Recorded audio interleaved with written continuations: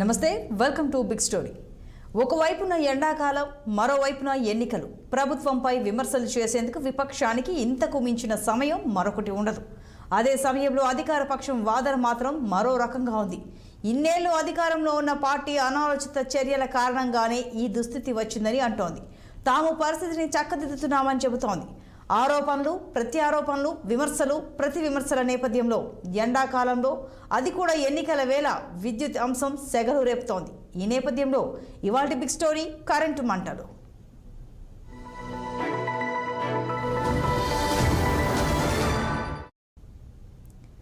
ఎండాకాలం అనగానే గుర్తుకొచ్చేది కరెంటు కోతలే. తెలంగాణ ఏర్పడిన తర్వాత మాత్రం కరెంటు కోతలు గణనీయంగా తగ్గిపోయాయి. ఇన్నేళ్లు అధికారంలో ఉన్న బీఆర్ఎస్ ఇప్పుడు విపక్షంగా మారింది. ఇన్నేళ్లుగా విపక్షంగా ఉన్న కాంగ్రెస్ ఇప్పుడు అధికార పక్షమైంది. ఒకవైపున ఎండాకాలం, మరోవైపున ఎన్నికల కాలం. ఇలాంటి సమయంలో దొరికిన ఏ చిన్న అవకాశాన్ని కూడా విపక్షం వదులుకోదు. చిన్న చిన్న అంశాలు సైతం భారీ ప్రచార అంశాలుగా మారుతాయి. కరెంటు విషయంలోనూ ఇలానే జరుగుతోంది.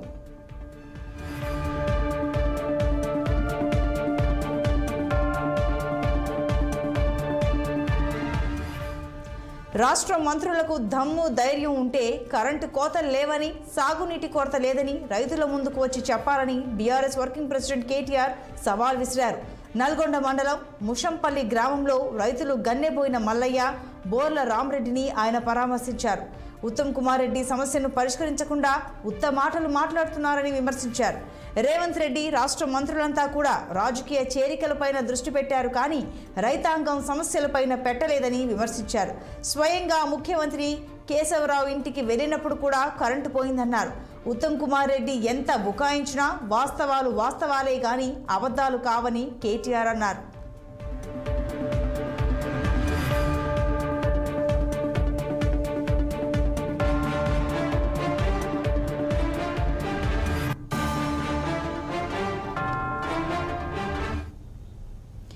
బీఆర్ఎస్ నేతలు కరెంటు అంశంపై కాంగ్రెస్ ప్రభుత్వాన్ని విమర్శిస్తున్నారు. కాంగ్రెస్ అధికారంలోకి రాగానే కరువు రంగప్రవేశం చేసిందని ఒకరంటే, మునుముందు మరెన్నో కష్టాలు వస్తాయని మరొకరు అన్నారు.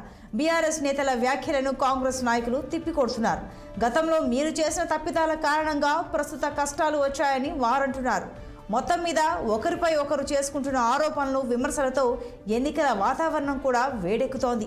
బీఆర్ఎస్ నేతల విమర్శలకు కాంగ్రెస్ నేతలు ధీటుగానే సమాధానమిస్తున్నారు. మరీ ముఖ్యంగా కరెంటు విషయంలో బీఆర్ఎస్ నేతల తీరును సీఎం రేవంత్ రెడ్డి తప్పుపట్టారు. బీఆర్ఎస్ సమావేశంలో జనరేటర్ ఉపయోగిస్తున్న సమయంలో అది పనిచేయకపోతే కూడా కరెంటు పోయినట్లా అని ప్రశ్నించారు. ఆ సమయంలో కరెంటు కనీసం 30 సెకండ్లు కూడా పోలేదని అధికారులు తనకు లెక్కలు చెప్పారని స్పష్టం చేశారు.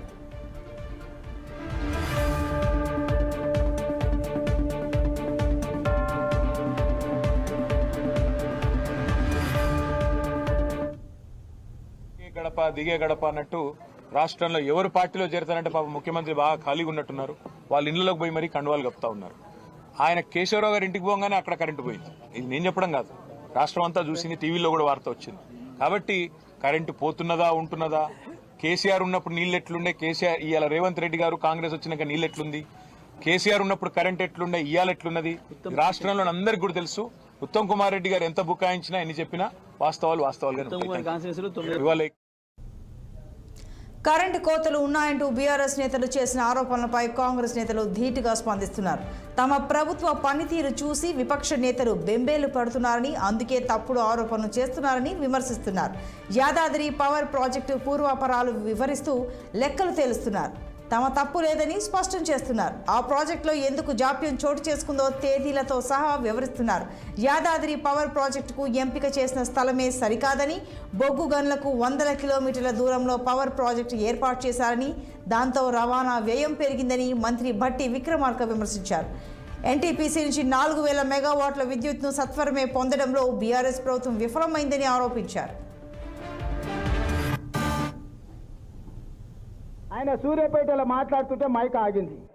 అసలు ఎంత సిగ్గులేనోడు అంటే, నేను మళ్ళీ విద్యుత్ అధికారులు అడిగిన, విద్యుత్ అధికారులు చెప్పాను, సార్ ఆయన ఉన్న ఏరియాలో కదా, సూర్యాపేట టౌన్లో ఏ సబ్ స్టేషన్లో కూడా 30 సెకండ్లు కూడా కరెంటు పోలేదని అధికారిక లెక్కలు చెప్పినాయి. ఆయన పెట్టుకున్నది కూడా జనరేటర్తో పెట్టుకున్నాడు. ఆయన పెట్టిన మైకు, ఆడ పెట్టిన సమావేశాన్ని కరెంటు కనెక్షన్ లేదు, జనరేటర్ కనెక్షన్ ఉంది. నీ జనరేటర్లు ఎవడు పుల్ల పెట్టిండో, నీ పార్టీలో ఎవడు కట్టె పెట్టిండో, ఆ 3 అడుగుల జగదీశ్వర్ రెడ్డి పడనోళ్ళు ఆ జిల్లాలో బొచ్చడి మంది ఉన్నారు. ఎవడా కనెక్షన్ వీకిండో, ఎవడు కనెక్షన్ పెట్టిండో ఎవడికి తెలుసా? నీ దాంట్లో ఉన్న బొక్కలు నువ్వు చక్కగా చూసుకోక ఇక చూసినావు కరెంటు కాంగ్రెస్ వాళ్ళు తీసిరని. చంద్రశేఖర్ రావు, నేను నీకు ఒక మాట చెప్పదలుచుకున్నా. 10 ఏళ్ళు మేము ప్రతిపక్షంలో ఉన్నాం. ఏ ఒక్క రోజైనా రైతుల విషయంలో కానీ, విద్యార్థుల విషయంలో కానీ, నిరుద్యోగుల విషయంలో కానీ మేము ఏదైనా కార్యాచరణ తీసుకుంటే మమ్మల్ని ఇళ్లలో నుంచి బయటకన్నా వెళ్ళనిచ్చినవా? పోలీసు నిర్బంధాల మధ్యలో, పహారాల మధ్యలో, లాఠీ చార్జీల మధ్యలో ప్రతిపక్షాల గొంతు నొక్కి ఇంట్లో నుంచి బయటకు వెళ్ళక ముందే మమ్మల్ని గొర్రెలు నీడ్చుకుపోయినట్టు తీసుకుపోయి పోలీస్ స్టేషన్లో వేసినావు కదా, అప్పుడే మర్చిపోయినావా?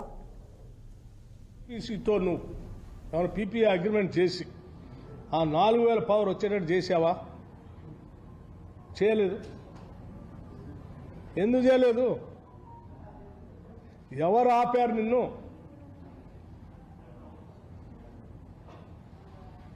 $1600 మెగావాట్ల పవర్ ఎన్టీపీసీ వాళ్ళు ప్రొడక్షన్లో తీసుకుని వచ్చి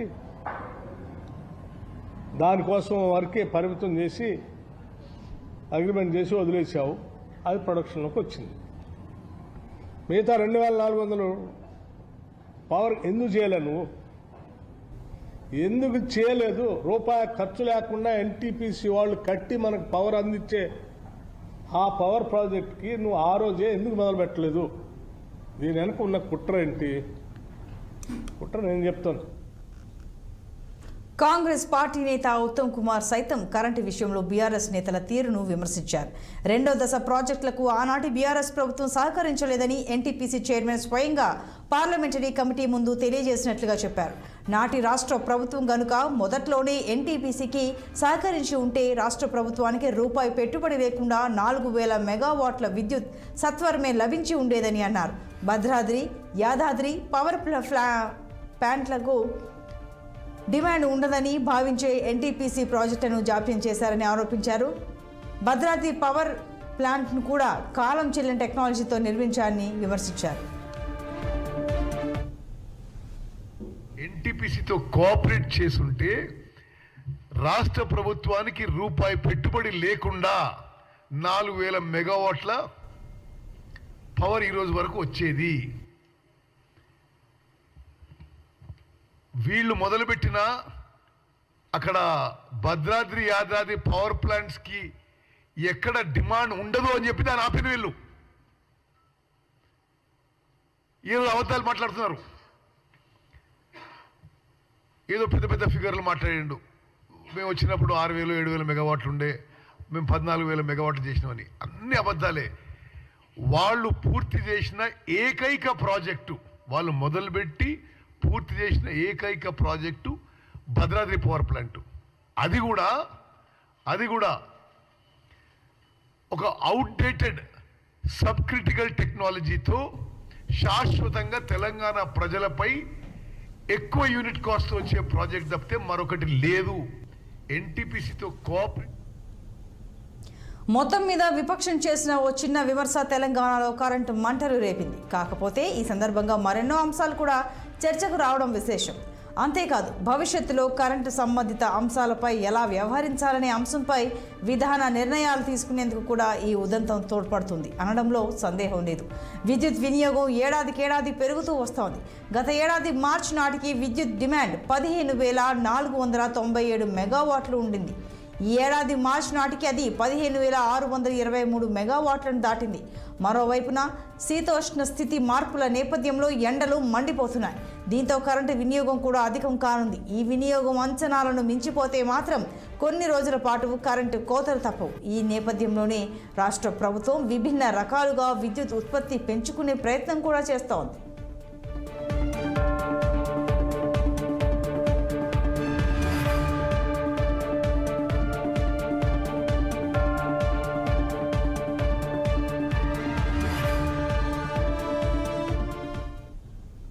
తెలంగాణ రాష్ట్రం ఇప్పటి వరకు థర్మల్ విద్యుత్ పైనే అధికంగా ఆధారపడింది. ఇప్పుడు మాత్రం ప్రత్యామ్నాయ శక్తి వనరులకు రాష్ట్ర ప్రభుత్వం ప్రాధాన్యం ఇవ్వనుంది.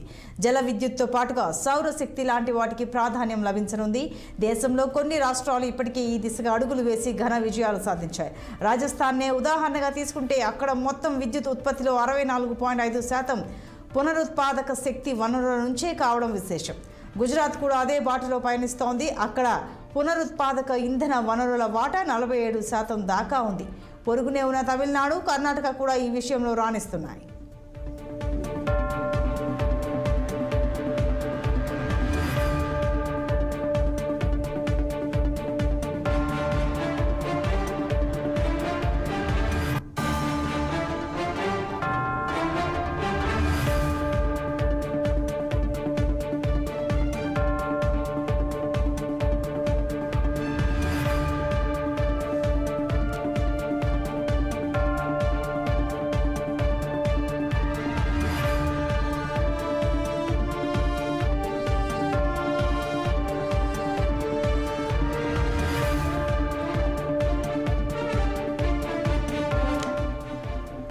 తెలంగాణలో పెరిగిపోతున్న విద్యుత్ డిమాండ్పై ప్రభుత్వం ప్రత్యేక దృష్టి పెట్టింది. ఎన్నికల కోడ్ ముగిసిన తర్వాత కొత్త పవర్ పాలసీని కూడా ప్రవేశపెట్టనుంది. ప్రస్తుతం రాష్ట్రంలో గరిష్ట డిమాండ్ 15,623 మెగావాట్లుగా ఉంది.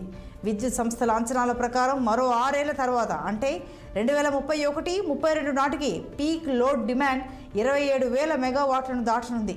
నూతన విద్యుత్ విధానంలో ప్రైవేట్ రంగానికి పెద్దపీట వేయనున్నారు. అవి తక్కువ ఖర్చుతోనే విద్యుత్ ఉత్పత్తి చేసేలా ప్రోత్సహించనున్నారు. హిమాచల్ ప్రదేశ్లో జల విద్యుత్ ఉత్పత్తికి చక్కటి అవకాశాలున్నాయి. అక్కడ నిర్మించే జల విద్యుత్ ప్రాజెక్టులో తెలంగాణ రాష్ట్ర ప్రభుత్వం ఇన్వెస్ట్ చేయనుంది. నిజానికి ఎన్టీపీసీ నుంచి 4,000 మెగావాట్ల విద్యుత్ రావాలి. కాకపోతే మరో 10 ఏళ్లలోగా అది వచ్చే అవకాశం లేదు. ఈ నేపథ్యంలో డిస్కంలు అధిక రేట్లకు విద్యుత్ను కొనుగోలు చేయాల్సి ఉంటుంది. మొత్తం మీద గత ప్రభుత్వం చేసిన తప్పిదాలు ప్రస్తుత ప్రభుత్వాన్ని వెంటాడుతున్నాయి. కాకపోతే దాన్ని ఓ సాకుగా ఎక్కువ కాలం చెప్పే అవకాశం కూడా ఉండదు. రాబోయే కరెంటు కష్టాలను ఎదుర్కొనేందుకు సత్వర నిర్ణయాలు తీసుకోవడం ద్వారా ప్రభుత్వం తగు చర్యలు తీసుకోవాలి.